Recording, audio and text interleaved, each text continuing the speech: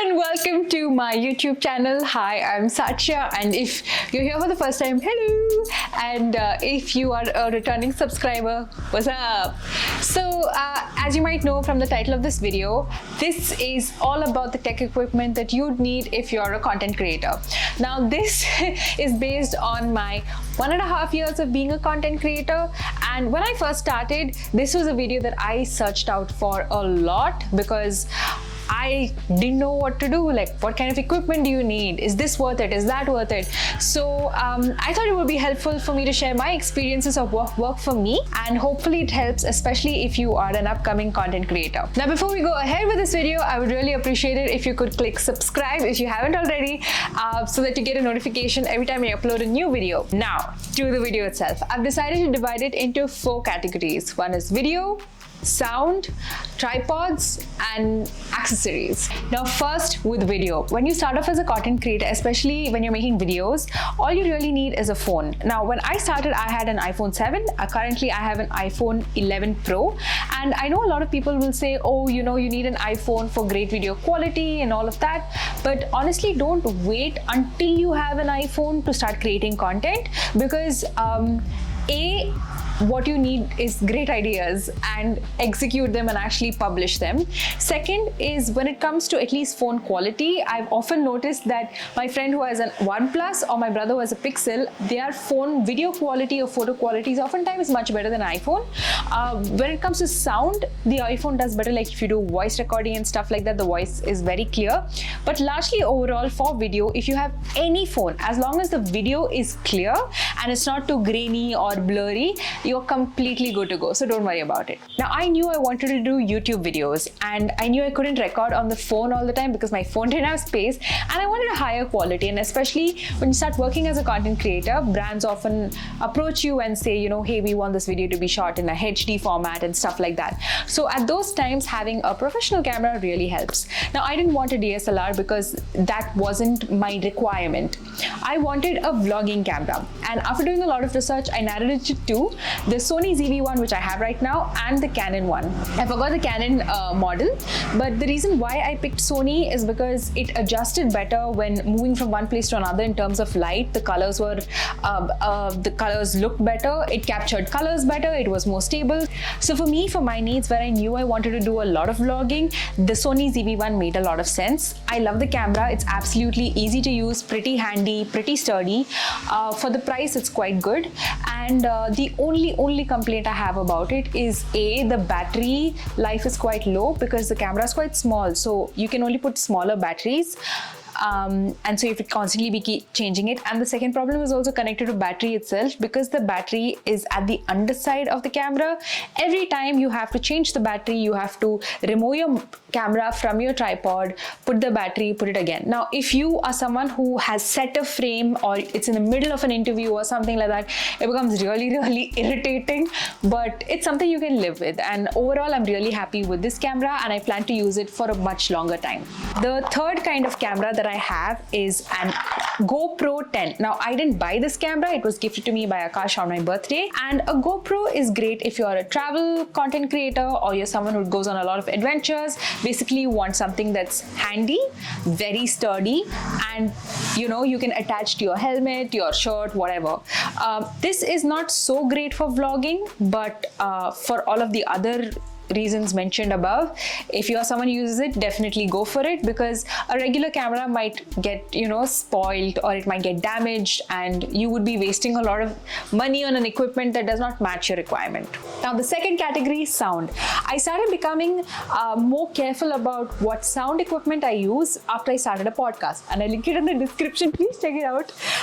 But when I started off with my podcast, I got this small lapel mic from Rode. There are cheaper options also that you can get. It's a very simple, you just plug it into the camera, and you have this mic, and you have like a pin like this, and you just put it and you clip it to your lapel. The only problem with this and most mics like this is it's quite short, so you have to be quite close to the camera while recording it. So if you're having an interview with someone, that becomes a little difficult, or if you want to keep your camera somewhere and go somewhere else and film, then it becomes difficult. So another option is this JBL mic. the length is like super long. You can go very far away and record. The sound quality is also really good. You have to remember to switch this thing from smartphone to camera every time you use it for a specific reason, and if you don't do that, sometimes it might not record your audio at all and your entire video would be on mute. It's happened to me, so don't do that mistake. Wire mics are great, but sometimes, you know, when you're recording, you maybe do not want the mic to be seen, or you want to be far away and you want it to have a neat look, or you want to move around a lot. That's where wireless mics come into play. Now I'm wearing one right now. I'm wearing the Rode mic, and I'll show you what it looks like. Check, check, check. Audio check. So it's something like this. You'd have seen a lot of content creators and podcasters use this. This is supposed to be the best in the business. It is quite expensive though. So I waited a lot until I saved and bought this, and it's been worth it. Very handy to use. Battery life is pretty good. But just make sure you charge it before you go anywhere, because it takes a little while to charge.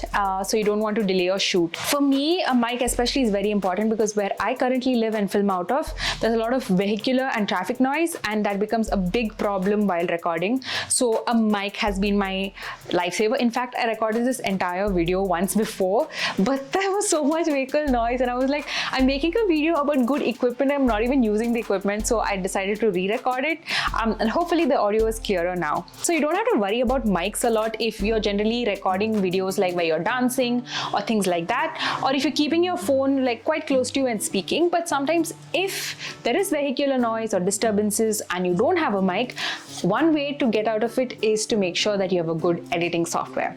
That brings me to my third category, which is accessories.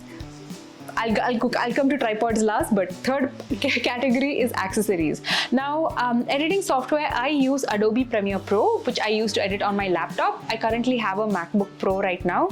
And the reason why I like Adobe Premiere Pro is that it allows you to have very seamless, very neat, precise kind of editing, which Final Cut Pro also does and other editing softwares do on your laptop. But I personally prefer Premiere Pro more because it's more open to customization. You learn a lot, and even if you don't know too much of editing, you can just Google like how to get this effect in Premiere Pro, and there are so many videos on YouTube, and that's how I've learned so much editing, just by trying to edit my own videos.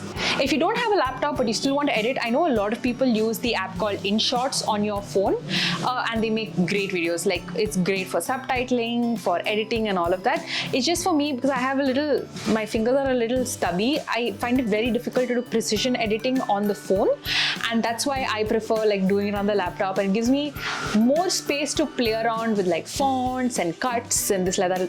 And if you're someone like me, then I would highly recommend Adobe Premiere Pro, because it's a very good investment. I pay around, I think, $1,600 per month for the subscription. I know a lot of people get crack versions and versions for free and stuff, but I don't really trust it. And because it's my primary work, I don't want to take a risk with it crashing at any time. So I'm fine with paying that subscription because it's business expense. Another set of accessories that have been really helpful is this, which is a splitter. I will link this as well in the description. This is helpful if you put it in, if you want to record interviews and stuff on your laptop, or if you want to record voice things and stuff. You can plug this part into your laptop, and on one side you can have your microphone, and one side you can have your headphones. Now, sometimes the problem is if you plug in your microphone into your headphone jack, sometimes you can't hear what the other person is saying. Causes a lot of problems, so the splitter has really helped me out. Another accessory that has really helped me is this. This is only if you have Macs and stuff, otherwise it's not necessary, but I'm sure you would have others with the USB cable as well. This is like a multi-plug adapter, so I can plug this into my port. I can use this to put in memory cards, and this helps me transfer files and footage much faster. The others is like a USB thing, so I can connect in my wireless mouse and also charge my laptop at the same time. So it's been very, very useful. Now we come to the last category, which is lighting and tripods. Tripods and lighting were some of the first things I considered when I was thinking of equipment, and that's because, you know, you can't always like put your phone against an object on a table or a windowsill and record, because it will fall off and things like that. So I did a lot of research and I found this Manfrotto tripod, which this camera is currently mounted on. It's extremely useful. I got this attachment also, which comes separately. You have to buy it separately. You can use this to mount your phone on it. You can put your phone on like this, or you can just turn it like this and then put your phone on like this. So you have both options. So this has been a great investment. The Manfrotto one is slightly more expensive than the other tripods that you would see. These mini tripods, the Manfrotto one is a little more expensive than the mini tripods you would generally see on Amazon, but trust me, it's absolutely worth it. It's very steady. It hasn't given me any problems, and even if it's fallen, it's been really good quality. So consider it a investment if you want to take this seriously. Another tripod that I use is the Digitech tripod. I'll link that as well. It's very sturdy, very useful to use. It can go up really high. You can lower it down quite low. So I really like it. It's very flexible, very versatile. Again, very good quality and steady. I can mount this camera on it. I've mounted my phone on it. I haven't mounted very heavy cameras on it. So I would recommend that you go through the Amazon reviews if you're going to buy it, so you'll know exactly what kind of weight it supports, but very useful. So even for that, I use this mount if I want to put on my phone, but otherwise I can just use the regular mount and just put it on, screw it on. And when it comes to lighting, now I think for most of my videos, I use natural lighting. I like that the best, because using ring lights and stuff like that causes like reflection on my glass, like round reflection on my glasses, which doesn't look good. But otherwise, I do have a ring light, and I have to tell you, okay, this ring light behind me, that is the one I use, because it has a stand, it has a holder. So I also use it as a tripod at times, just when I want to hold up my phone and I don't really need the light. And now ring light is very important, and I'm going to link this one, because you need to get this one and not the others, because I bought a one earlier and it was such poor quality. It broke within like a month, and I really regret that. Why did I, in the chakkar of saving like 200-300 rupees, I bought the cheaper one. It broke. I could have just bought this good quality one and not have to worry and stress about the light falling over and breaking and stuff like that. So yeah, that's largely it. These are all the tech equipment from budget to really expensive ranges that you would need. And just remember, if you're a content creator, what matters most is what you're creating. You don't need like super high-tech fancy gadgets to make great stuff. You need good ideas, you need to be consistent, and you need to be confident enough to put yourself out there. And I wish you all the very best, because this has been one of the best experiences of my life. And if you're someone who loves creating content, please go for it. Don't worry about equipment. Equipment can come later. Your ideas come first. All right, thank you so much for watching. I'll see you on the next YouTube video. Please subscribe again, okay? Don't forget. Okay, bye.